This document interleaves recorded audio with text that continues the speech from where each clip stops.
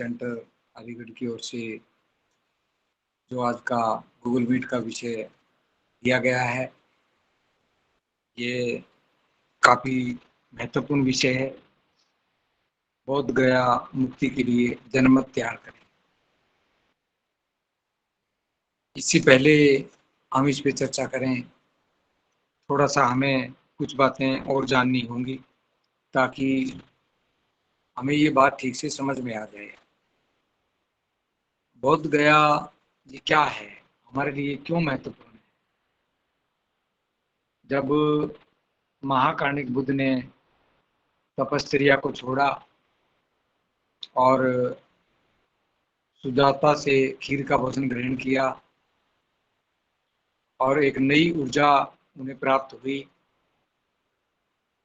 तो जब वो अपने विचार करने लगे, उन्होंने सारी परिस्थितियों को देखा और उर्मिला को छोड़ दिया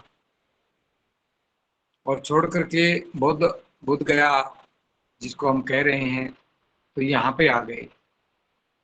ये पूरा का पूरा स्थान शहर से दूर है और ये एक जंगल जैसा स्थान है। तो ये बाद में ही महाकार्णिक बुद्ध के बाद जैसे जैसे इस स्थान का महत्व बढ़ता गया, तो ये स्थान महत्वपूर्ण होता गया। बोध गया हमारे लिए क्यों महत्वपूर्ण है? क्योंकि महाकार्णिक बुद्ध के बाद हमारे पूर्वजों ने महाकार्णिक बुद्ध द्वारा खोजा गया दुनिया का सर्वश्रेष्ठ ज्ञान, जो पूरी दुनिया को हमारे पूर्वजों ने दिया, उन सभी की याद इस बोध गया से जुड़ी हुई है। बोध गया में जिसके लिए आज जनमत तैयार करने की बात है, अशोक सम्राट ने अपने समय में उस स्थान को जहाँ पे महाकार्णिक बुद्ध बने सिद्धार्थ से, उस स्थान पे एक बहुत बड़ा स्तूप और एक बहुत बड़ा बुद्ध विहार बनाया। तो ये हमारे पूर्वजों की याद से, उनकी विरासत से ये जुड़ा हुआ है। जिस समाज की अपनी कोई सभ्यता नहीं, अपनी कोई विरासत नहीं, उनकी कोई पहचान नहीं, तो वो समाज कभी भी श्रेष्ठता को प्राप्त नहीं हो सकता। उसकी अपनी कभी भी पहचान नहीं बन सकती। वह दूसरों की व्यवस्था को ही ढोता रहता है। तो इसलिए हमारे लिए ये बोध गया का स्थान बहुत महत्व रखता है। इससे महाकार्णिक बुद्ध की वो यादें जुड़ी हैं। अशोक सम्राट जो चक्रवर्ती सम्राट रहे, उसकी यादें जुड़ी हैं और हमारे पूर्वजों की ये गौरवशाली सभ्यता जो हमारे से जुड़ी हुई है। तो इसलिए इसको प्राप्त करना, ये बौद्धों द्वारा ही संचालित होना, यहाँ पे अबौद्धों द्वारा कुकृत किए जाना, महाकार्णिक बुद्ध की विचारधारा के विरोध में वहाँ कार्य करना, उनकी जो प्रतिमा थी उनको भी दूसरा स्वरूप देकर के स्थापित करने का प्रयास करना, जो छोटे छोटे स्तूपों का रूप होता है, जो भी बड़े स्तूप में छोटे स्तूप बनाए जाते हैं, उनको शिवलिंग घोषित करना और इस पे एक अवैध रूप से अबौद्धों का ये एक कब्जा बीटी एक्ट 1949 के तहत ये किया गया। तो हमारे लिए तो ये इसीलिए महत्व रखता है कि ये हमारे पूर्वजों की विरासत है। और जब आज हम जागरूक हैं, बाबा साहब के प्रयासों से हम पढ़ लिख चुके हैं और बाबा साहब की धम्म दीक्षा के बाद वो सभी विरासतें, वो सभी जो बुद्ध से जुड़ी हुई हैं, वो हमारी हो जाती हैं और हम उस विरासत के मालिक हैं। बस हमें अपना उत्तराधिकार घोषित करना है और उसका हमें उत्तराधिकारी बनना है। इसलिए हमारे लिए ये महत्व रखता है। इसकी मुक्ति क्या है? मुक्ति, जैसे देश का संविधान बना, देश के संविधान से पहले एक कानून बनाया गया। तो ये बौद्ध टेम्पल के नाम से ये कानून बनाया गया। उस कानून में बहुत सारी त्रुटियां हैं। उन त्रुटियों का लाभ लेकर के उनका सहारा लेकर के अबोध लोग जो महाकारुणिक बुद्ध की व्यवस्था के खिलाफ हैं, वो नहीं चाहते कि यहाँ महाकारुणिक बुद्ध की शिक्षाएं, उनकी बात हो और उनका अंधविश्वास जागृत हो और लोगों में जो नफरत फैली वो खत्म हो, उनका भाईचारा बने और ये देश उन्नति की ओर जाए। अबोध लोग जो उस पे अधिकार जमाए हुए हैं, जो महाकारुणिक बुद्ध की शिक्षाओं के विपरीत वहाँ काम कर रहे हैं, वो ऐसा नहीं चाहते। इसलिए इससे मुक्त कराना बहुत आवश्यक है। अब तीसरी बात है कि ये मुक्त कैसे होगा? किसी एक संगठन के आंदोलन करने से नहीं, कुछ लोगों के आंदोलन करने से नहीं, ये एक जन जागृति अभियान जैसे चले और आम व्यक्ति तक ये बात पहुंचे कि इस देश का प्रत्येक व्यक्ति महाकारुणिक बुद्ध का ऋणी है और उसके बाद उस सभ्यता को आगे चलाते हुए चक्रवर्ती सम्राट अशोक महान, हम उसके भी ऋणी हैं। और आगे बाबा साहब अम्बेडकर ने ये सुंदर मार्ग हमारे पूर्वजों का हमें फिर से विरासत के रूप में सौंपा, तो हम बाबा साहब के भी ऋणी हैं। और इतनी महत्वपूर्ण, इतनी सुंदर व्यवस्था जो पूरी दुनिया के लिए सम्मान का स्थान बना है और पूरी दुनिया के लोग वहां आकर के सिर झुकाते हैं, तो वो हमारे लिए और भी जिम्मेवारी का कार्य बन जाता है। इसलिए हमने इसकी मुक्ति के लिए जनमत तैयार करना है।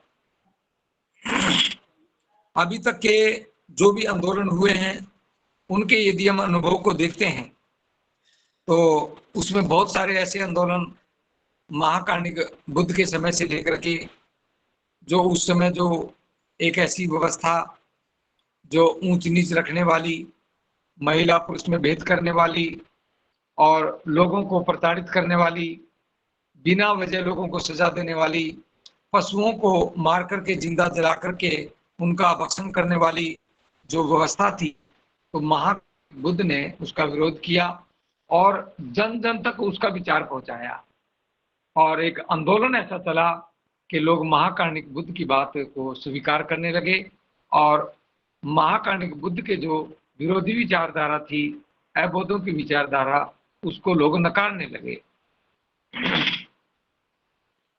उसके बाद जैसे ज्योतिबा फुले, सावित्रीबाई फुले का आंदोलन चला, वो भी जन जन तक जो कि उसकी आवाज पहुंची और उसके भी कुछ बहुत सारे अनुभव इस प्रकार बने और बाबा साहब ने भी इसी प्रकार आंदोलन चला करके जन जन तक बात पहुंचा करके बहुत सारे लोगों तक, उस समय तो मोबाइल भी नहीं था, पत्राचार भी ज्यादा नहीं हो पाता था और भी कोई साधन नहीं थे, आने जाने के भी साधन ठीक से नहीं थे, किसी भी प्रकार से अखबार का भी साधन बहुत कम जाता था।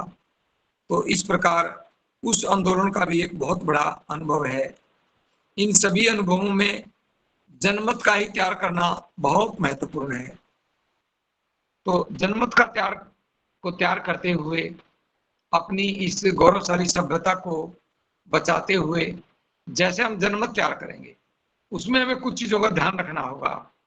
जैसे हमारा जो सबसे महत्वपूर्ण हथियार है वो शांति का हथियार, महाकारुणिक बुद्ध द्वारा दिया गया जो शांति का संदेश था, वो हमारा सबसे बड़ा हथियार है। उस हथियार के बल पर महाकारुणिक बुद्ध ने बड़े बड़े हत्यारों को, बड़े बड़े राजाओं को, उनकी रानियों को, श्रेष्ठियों को हर तरीके से बुद्ध का धम्म बता करके और उनको बुद्ध के मार्ग पर लेकर के आए, शांति के मार्ग पर लेकर के आए, स्वच्छता श्रेष्ठता के मार्ग पर लेकर के आए, चाहे वो अंगुलीमाल हो, चाहे वो अलवी हो, चाहे और भी बहुत सारे इस प्रकार के उदाहरण हैं। इसलिए हमारा जो महत्वपूर्ण जो हथियार है, जिससे हम बड़े आसानी से हम इस आंदोलन को जीत सकते हैं और जनमत तैयार कर सकते हैं। जनमत तैयार करते वक्त हमें इसी हथियार का प्रयोग करना है। किसी भी प्रकार से किसी भी जाति के बारे में कुछ नहीं कहना, किसी भी धर्म के बारे में कोई बुरा नहीं कहना, किसी भी प्रकार से किसी धर्म के चलाने वालों के खिलाफ कुछ नहीं कहना। हालांकि यहाँ तक भी जिसने भी इस व्यवस्था के लोगों ने इस बोध गया का जो सबसे श्रेष्ठ स्थान है इस पे अतिक्रमण कर रहे हैं, उनके बारे में भी कोई अपशब्द या बुरा शब्द नहीं कहना। ये हमारी ताकत है। इस ताकत का, इस हथियार का हमें प्रयोग करना है। जो विरोधी हैं, जो दूसरी सभ्यता के लोग हैं, जो इस पे कब्जा जमाए हुए हैं, उनको सत्ता का भी आश्रय है।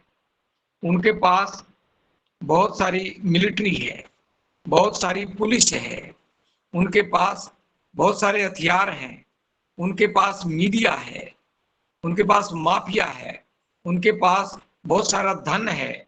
वो इसका प्रयोग करके और इस धरने को विफल करने का प्रयास कर सकते हैं।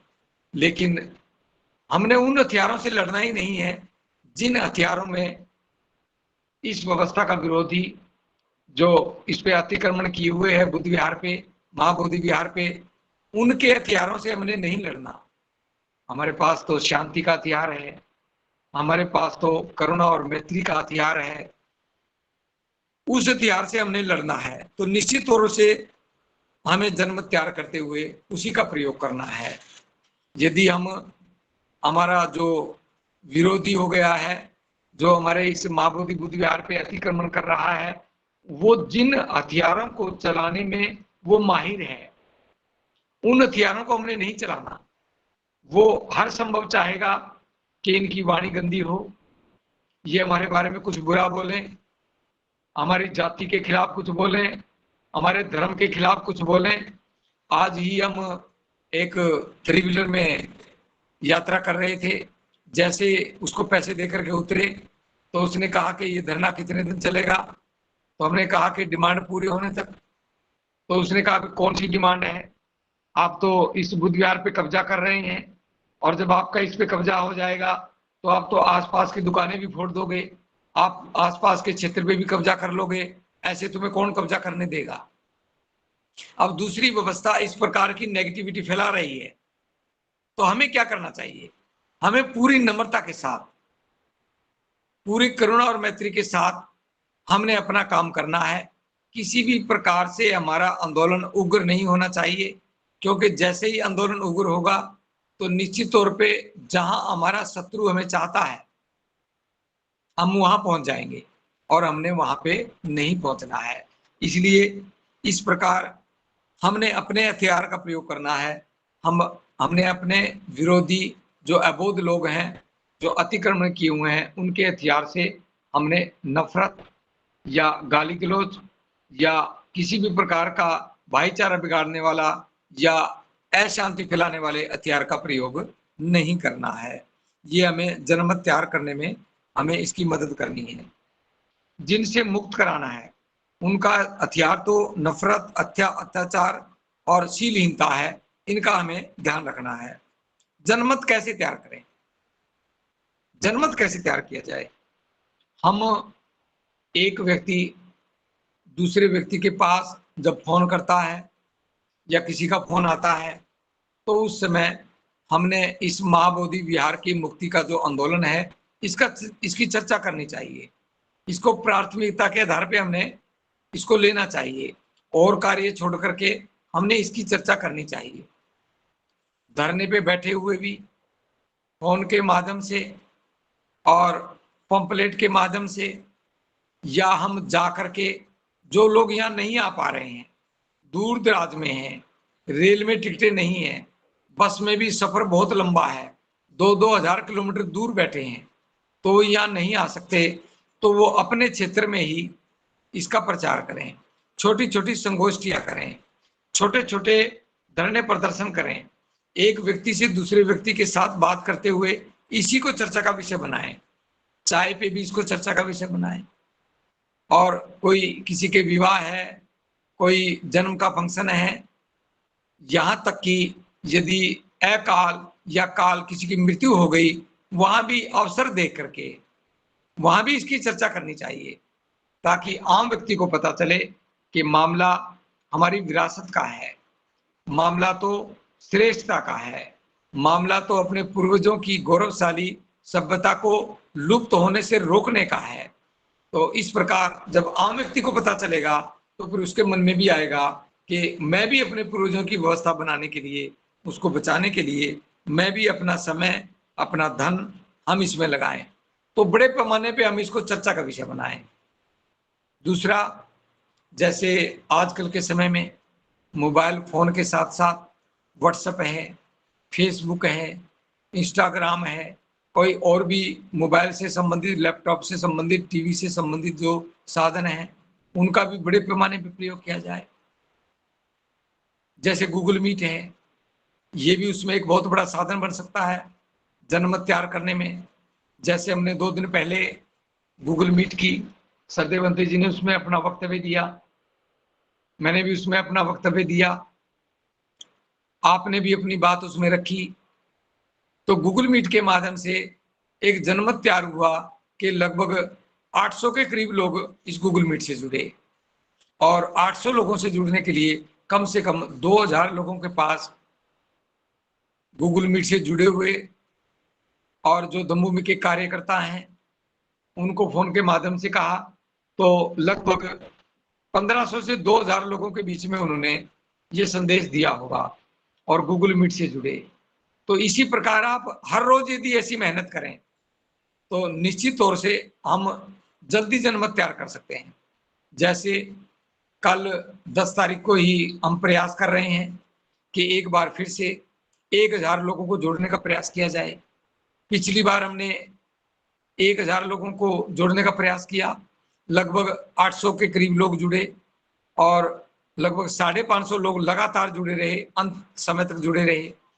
लेकिन यदि कल हम 1000 लोगों को फ्रंट पे देखना चाहते हैं, भिन्न-भिन्न देश के हिस्सों से हम अपनी बात पहुंचाना चाहते हैं और जनमत तैयार करना चाहते हैं, तो निश्चित तौर पे आपको थोड़ा काम करना होगा। अभी 200 लोग जुड़े हुए हैं, ये यदि 10-10 लोगों से बात करते हैं तो 2000 लोगों से आप अपनी बात करोगे, और उसमें से 2000 लोगों को यदि जोड़ने का प्रयास करोगे तो लगभग 1500 लोग इस गूगल मीट से जुड़ेंगे और 1000 लोग आपको फ्रंट में नजर आएंगे जुड़े हुए। तो इस प्रकार गूगल मीट का माध्यम से भी हम जनमत को तैयार कर सकते हैं। तो इसलिए आज भी आप उसी प्रकार संकल्पित हों जो आप 6 तारीख को जो आपने गूगल मीट को बढ़ाने के लिए, उस पे बात करने के लिए, उसकी संख्या बढ़ाने के लिए एक साथ कार्य किया और 800 के करीब लोगों ने उसमें अपनी शिरकत दी। कोई थोड़ी देर जुड़ा, कोई ज़्यादा देर जुड़ा, वो एक अलग बात है, लेकिन उसमें लगभग 800 के करीब लोगों ने अपनी हिस्सेदारी की। तो आज और थोड़ा सा इस संख्या को बढ़ाना है और इसमें अभी से प्रयास करें, कल दिन में भी प्रयास करें, और 8 से 9 बजे की जो ये गूगल मीट है, इसमें 1000 लोग फ्रंट पे आने चाहिए। उसके लिए 1500 लोगों को जोड़ना होगा और 2000 लोगों पे काम करना होगा, और मात्र 2000 की तरफ मत देखें, ये 200 लोग, मात्र 10-10 लोगों को ही गूगल मीट से जोड़ने का प्रयास करें, और 10-10 लोगों को भी यदि आप जोड़ लेंगे, कुछ हम और कुछ एक्स्ट्रा कार्यकर्ताओं को बोलेंगे, तो निश्चित तौर पे हम 1000 लोगों को फ्रंट पे देख सकते हैं और 1500 के करीब लोगों को अब जोड़ सकते हैं। तो इस प्रकार गूगल मीट के माध्यम से भी हम जनमत को तैयार कर सकते हैं। धरने की प्रत्येक काल पर हम अपनी नजर रखें।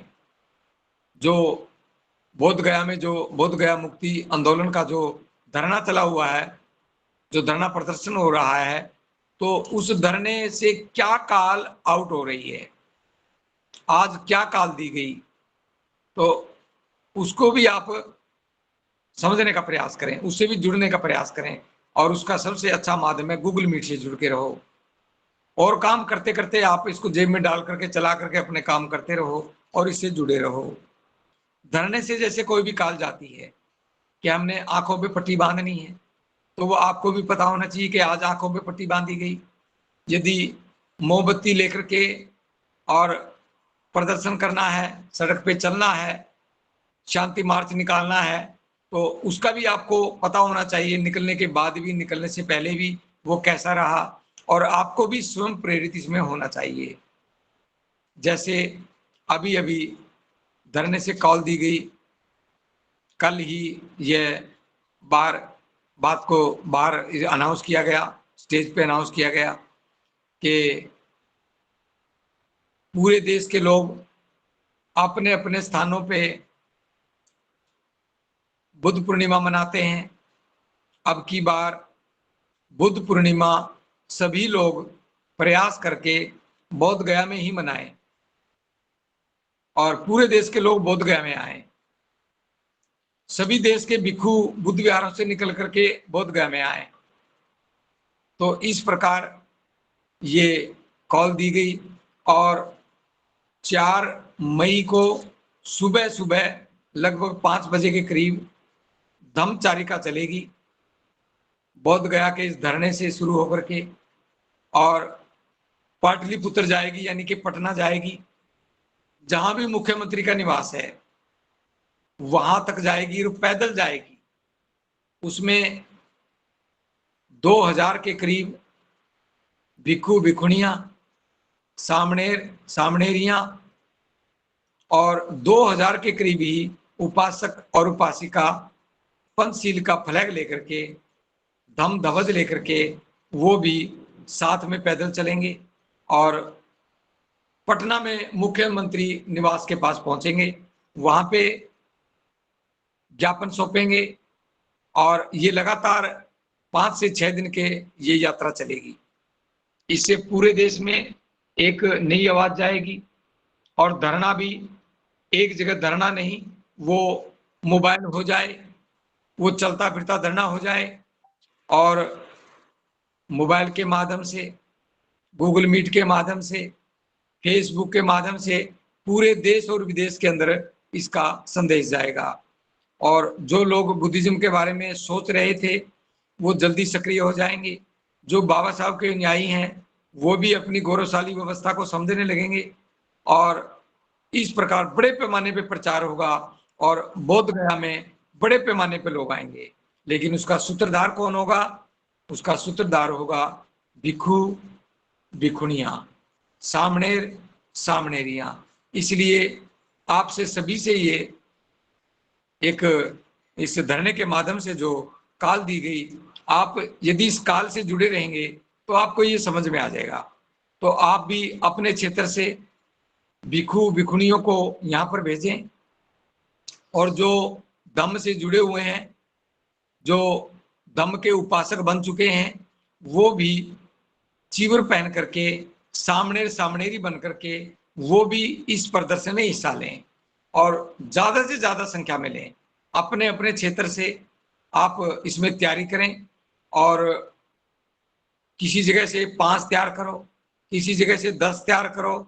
आज लगभग ये 224-25 लोग जुड़े हुए हैं। यदि ये 5-5 लोगों को भी तैयार करते हैं, उसमें आप अपने पुत्र पुत्री को तैयार कर सकते हो चीवर लेने के लिए, आप अपने भाई को तैयार कर सकते हो, आप स्वयं भी तैयार हो सकते हो, आप अपने किसी मित्र को तैयार कर सकते हो, आप अपने किसी मित्र के पुत्र या पुत्री को तैयार कर सकते हो, अपने पड़ोसी को तैयार कर सकते हो, आप किसी रिश्तेदार को तैयार कर सकते हो, किसी संगठन में जाकर के प्रचार करो, उस संगठन के लोगों को तैयार कर सकते हो। तो इस प्रकार आप इस यात्रा में हिस्सेदार बन सकते हैं और बड़े पैमाने पे चीवर धारण करके आप अपनी इस गौरवशाली व्यवस्था को अपने कंधे पे आप रख करके और इस वजन को महसूस करें और इसकी जिम्मेवारी को महसूस करेंगे तो निश्चित तौर पे धरने से जो ये कॉल दी गई है ये कामयाब कॉल होगी और एक ये महाचारिका के रूप में ये निकलेगी। तो बड़े पैमाने पे इसमें भिक्षु भिक्षुणियां और सामणेरियां इसमें शामिल होंगी। हमने अभी से अपना काम शुरू कर दिया है, बहुत सारे लोगों की लिस्ट आने लगी है, वो अपने क्षेत्र से वहीं से टिकट बुक करवाए और रेलवे स्टेशन पे जाकर के करवाए, अपने अपने ग्रुपों में करवाए तो निश्चित तौर पे वो समय पे पहुंच पाएंगे। 2 तारीख की टिकट बुक करवाओ ताकि आप 3 मई को आप धरना स्थल पे पहुंच सको या जो भी स्थान आपको दिया जाएगा वहां पहुंच सको और उसके बाद फिर आप 3 तारीख को चीवर धारण करेंगे, जो सामणेर बनेंगे चीवर धारण करेंगे और उसके बाद 4 तारीख को सुबह सुबह आप इस धम्मचारिका में अपनी हिस्सेदारी कर सकते हैं और इस महाधम्मचारिका में आप अपने भागीदार बन सकते हैं, इसमें हिस्सेदार बन सकते हैं। तो इस प्रकार आप यदि धरने की प्रत्येक काल पे नजर रखोगे तो मैं समझता हूं कि आप इससे जुड़े रहेंगे और गूगल मीट से जुड़ने का सबसे आसान साधन है। तो इस प्रकार आप धरने की प्रत्येक काल पे नजर रख करके और उसको कामयाब बनाने में आप काम कर सकते हैं। और जैसे कोई कॉल आए धरने से, आप उस पर काम भी शुरू करो। ऐसा नहीं कि कोई कहेगा तो करेंगे, बस धरने से कॉल आ गई, आपको पता चल गया, तो तुरंत प्रभाव से आप उस पर काम करना शुरू करो। यदि इस प्रकार करोगे तो निश्चित तौर पे हमारा जनमत तैयार होगा। और जनमत किस लिए है? क्योंकि अभी तक जो कार्रवाई चल रही है वो बहुमत के आधार पे चल रही है। अब ये कानून विधानसभा में और लोकसभा में इसको खत्म करवाना है, निरस्त करवाना है, उसके लिए बहुमत की आवश्यकता है। अब बहुमत हमारे पास है नहीं। जिसके पास बहुमत है वो तो इसी व्यवस्था से है जो इस पे अतिक्रमण कर रहे हैं, महाबोधि बुद्ध विहार पे अतिक्रमण कर रहे हैं, उसी व्यवस्था के लोगों के हाथ में सत्ता है, उन्हीं के पास बहुमत है। इसलिए हम बहुमत की बात नहीं कर सकते। बहुमत उनका हथियार है, लेकिन बहुमत के इस हथियार को काटने के लिए बहुत ही तेज और धारदार हथियार है जनमत। जनमत तैयार करके हम बहुमत से जीत सकते हैं। इसके भी यदि हम इसको आज के समय में देखें तो बड़े पैमाने पे इसके उदाहरण ऐसे मिलेंगे। जैसे अभी आधुनिक भारत में देश के आजाद होने के बाद देश में एक ऐसी डिक्टेटरशिप सत्ता चलने लगी कि वो इमरजेंसी तक लगाने में कामयाब हो गए। तो सत्ता में से ही निकल करके आया। जो लोगों को सत्ता चाहिए थी, जिन लोगों को अत्याचार बर्दाश्त नहीं था, जो स्वतंत्रता चाहते थे, एक ऐसी क्रांति निकली और वो क्रांति भी बिहार से निकली।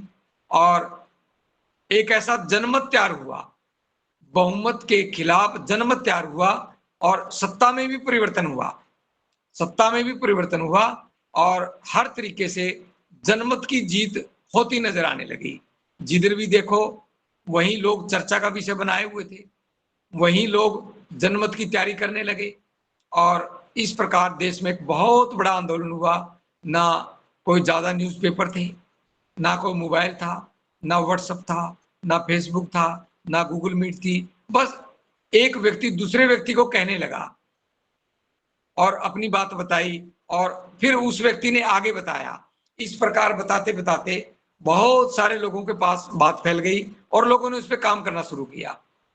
एक व्यक्ति ने 10 लोगों को बताया, फिर आगे 10 लोगों ने आगे और 10-10, 20-20, 50-50 लोगों को हर रोज बताया और उससे उस समय में जनमत तैयार हुआ। उसी प्रकार आज भी जनमत तैयार हो सकता है। जनमत ही बहुमत को झुका सकता है, वही उसको हरा सकता है, वही उसकी बात को निरस्त करवा सकता है। अन्यथा बहुमत की बात बहुमत से करेंगे तो फिर ऐसा हम नहीं कर पाएंगे। हमारे पास बहुमत का हथियार नहीं है, हमारे पास जनमत का हथियार है। तो इस प्रकार हमें जनमत को तैयार करना चाहिए। और भी यदि ताजा समय में हम देखते हैं, अभी 1-2 साल पहले ही एक आंदोलन हुआ किसानों के आंदोलन के नाम से और उसमें भी बहुमत था, पूर्ण बहुमत की सत्ता थी, लेकिन उन्होंने जनमत को तैयार किया, आम व्यक्ति को बात समझाई और एक बड़ा जनमत तैयार हुआ। तो फिर उस जनमत के सामने बहुमत झुकता नजर आया, बहुमत माफी मांगता हुआ नजर आया और जब बहुमत ने माफी मांगी तो जो कानून निरस्त करवाने थे वो कानून निरस्त हुए। आज भी कानून ही निरस्त करवाना है। बस इसके लिए हमें जनमत तैयार करना है और जनमत तैयार करने के लिए जो मैंने 2-3 बातें बताई हैं, हमारा हथियार क्या हो?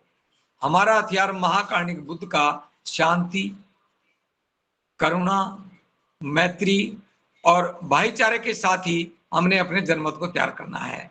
किसी भी कीमत पे ये आंदोलन उग्र या किसी भी प्रकार का हिंसक आंदोलन नहीं होना चाहिए, क्योंकि विरोधी चाहता है कि वो ऐसा करे और हमें इस प्रकार की गलती नहीं करनी। अपने जनमत को तैयार करने के लिए ये बात जरूर बतानी है कि हम जनमत तैयार कर रहे हैं, क्योंकि जनमत ही बहुमत को झुका सकता है, वही कानून निरस्त करवा सकता है। पहले भी ऐसा हुआ है और आज भी ऐसा हो सकता है। इसलिए मैं आपसे सिर्फ 2 बात करना चाहता हूं। पहले भी हमने आपसे बात की कि कल एक बहुत बड़ी गूगल मीट होने वाली है। आपने प्रत्येक व्यक्ति ने उसके लिए कार्य करना है और 1000 से ज्यादा लोगों को जोड़ना है। बस ये 225 लोग फिलहाल जुड़े हुए हैं। यही 225 लोग, इसमें से 200 लोग भी मेरी बात को सुन रहे हैं, तो बस वो 10-10 लोगों को गूगल मीट से जुड़ने के लिए प्रेरित करें और उनको जुड़ना सुनिश्चित करें। तो निश्चित तौर से कल की गूगल मीट ये बड़ी गूगल मीट हो सकती है। और सरदेव बंते जी एक साथ जनमत कैसे तैयार करना है, जनमत के ऊपर बहुत जो है कि अच्छे तरीके से वो सरदेव बंते जी आपको बात बता सकते हैं। और भी बहुत सारी नई जानकारियां कल के धरने की भी, आज के धरने की भी आपको वो बता सकते हैं। एक तो ये कार्य आपने करना है, और दूसरा कार्य जो आपने करना है, आपने अपने साथ मात्र 5-5 और ऐसे कार्यकर्ताओं को जो जनमत तैयार करके इस आंदोलन में हिस्सेदार बनना चाहते हैं और 4 मई से बुद्ध पूर्णिमा तक इस आंदोलन में चीवर पहन करके हिस्सेदार बनना चाहते हैं, तो वो अपने साथ 5-5 ऐसे लोगों को आपने जोड़ना है और जोड़ करके अपनी रिपोर्ट भी पेश करनी है। और उस पे ऐसा नहीं कि यहाँ हाँ भर ली, उस पे काम भी करना है। तो निश्चित तौर से आपसे आशा की जाती है कि आप इस आंदोलन को कामयाब बनाने के लिए जनमत तैयार कर। जो सबसे बड़ा प्रचार का माध्यम है, जो चारिका जो चलेगी, जो प्रभावशाली चारिका होगी, वो तभी होगी जब हम कम से कम 1000 सामनेर दमभूमि के माध्यम से बनाएं। दमभूमि का पूरे देश में बड़ा स्फेयर है और बड़ा काम है। सरदेव बंते जी का लगभग लंबे समय का अनुभव पूरे देश में है। तो जहां जहां सरदेव बंते जी गए हैं, यदि उनमें से एक व्यक्ति भी गूगल मीट से जुड़ा है, तो वो बाकी लोगों को बता करके इस पे काम करना शुरू करे। जैसे हमने सामने तैयार करने हैं, जो 2 तारीख को अपनी रिजर्वेशन करवाएंगे और 3 मई को वो बोधगया पहुंच जाएंगे, और 3 मई को जो चीवर लेने की प्रक्रिया उसको पूरा करना है, और 4 मई को वो सुबह सुबह यात्रा में शामिल हो जाएगा। इसके लिए भी आपको एक छोटा सा काम करना है। जितने लोग जुड़े हुए हैं, यदि ये गूगल मीट से सही से जोड़ पाए, उन्हीं लोगों को आपने इस ये जो लगे, जो दमचारिका चलेगी बोधगया से पटना तक, इसमें आप चीवर लेने के लिए भी प्रेरित करें। तो इसी प्रकार यदि इसमें 200 लोग यदि इस पे काम करते हैं और मात्र 5 लोगों को आप तैयार कर सकते हैं, उसमें कोई भी हो सकते हैं, आपका पड़ोसी हो सकता है, आपका भाई हो सकता है, भतीजा हो सकता है, पुत्र पुत्री हो सकते हैं, कोई भी हो सकता है। तो उनको आप जोड़ें और 5 लोगों की कल ही टिकट करवा दें, उनको मोटिवेट करके कि भाई हमारी अस्मिता का सवाल है, हमारे पूर्वजों की गौरवशाली व्यवस्था का सवाल है। काम तो हर रोज चलेंगे, रोजी रोटी का कार्य तो हर रोज चलेगा, ड्यूटी तो हर रोज होगी, इसके बाद भी होगी, एक्ट बंद हो जाएगा, खत्म हो जाएगा, तब भी होगी। लेकिन आज वो विरासत मांग रही है कुछ ऐसे लोगों का त्याग, कुछ ऐसे लोगों की कुर्बानी। कोई बहुत बड़ी कुर्बानी नहीं, बस मात्र 10-12 दिन का त्याग। अपने घर से चलो, पैदल चलो, साइकिलों से चलो, मोटरसाइकिलों से जत्थे के रूप में चलो, या गाड़ियों से चलो, रेल में आओ, या फिर हवाई जहाज से आओ। जैसा जैसा आप आ सकते हैं आने का प्रयास करो और चीवर लेने की तमन्ना से आओ। तो ये अवसर बहुत कम मिलता है आंदोलन को तेज करने के लिए। जैसे 2000 भिक्खू भिखुनिया सामनेरी जब रोड के ऊपर चलेंगे, धूप में गर्मी में चलेंगे, तो समाज में एक आवाज जाएगी। जो भी बुद्ध से थोड़ा सा भी जुड़ा है, जो भी बाबा साहब अम्बेडकर से जुड़ा है, निश्चित तौर पे वो इस संदेश को समझेगा और इस यात्रा के महत्व को समझेगा और इस बोधगया मुक्ति के आंदोलन को समझेगा। आपसे बस यही हमारा कहना है कि आप बोध गया मुक्ति आंदोलन को समझने का प्रयास करें। हमारे पूर्वजों की गौरवशाली व्यवस्था को आज जरूरत है कुर्बानी की, त्याग की, समय का त्याग, धन का त्याग। तो इसलिए वो धरती आज त्याग के लिए पुकार रही है। बिहार की वो धरती जहां सिद्धार्थ रहे, सिद्धार्थ को तपस्या करने का अवसर मिला, सिद्धार्थ से बुद्ध बने और बुद्ध बन करके पूरी दुनिया को ज्ञान दिया और फिर हमारे पूर्वजों को वो ज्ञान पूरी दुनिया को बांटने का अवसर। तो इसलिए आज उसी विरासत को कुर्बानी की जरूरत है, उसी विरासत को त्याग की जरूरत है। हमारे पूर्वजों का वो त्याग फिर से त्याग मांग रहा है। इसलिए आप अपने साथ मात्र 5 लोगों को प्रयास करके उसकी रिपोर्ट बनाएं, उनकी टिकट करवाएं और आज ही घोषणा करें कि भाई मैं 5 लोगों को जरूर त्याग करूंगा। इसके लिए भी बस आपने वही तरीका अपनाना है, आपने हैंड रेज करना है और पूरे मन को निर्मल करते हुए, अपने पूर्वजों का एहसास करते हुए, बाबा साहब अम्बेडकर ने जो विरासत हमें सौंपी है, बाबा साहब के त्याग को महसूस करते हुए हमें भी इस पे काम करना है, अभी से काम करना है और बहुत ज्यादा लोगों को हमने इसमें शिरकत करवानी है और 5-5 लोगों को हमें सामने बनने के लिए प्रेरित। यदि यही नीयत से काम करें तो आज ही हम 1000 का टारगेट पूरा कर सकते हैं और जिस दिन 1000 का टारगेट हम लेकर के चलेंगे, उसको पूरा करेंगे तो निश्चित तौर पे देश में एक बहुत बड़ा आंदोलन होने वाला है और जन जन तक आवाज पहुंचेगी। लगातार 6-7 दिन तक हम चारिका पे रहेंगे और लगभग 4 से 5 हजार लोग लगातार चारिका पे रहेंगे। तो इसलिए आपका जो काम करना है वो आंदोलन को बहुत तेज गति देने वाला है।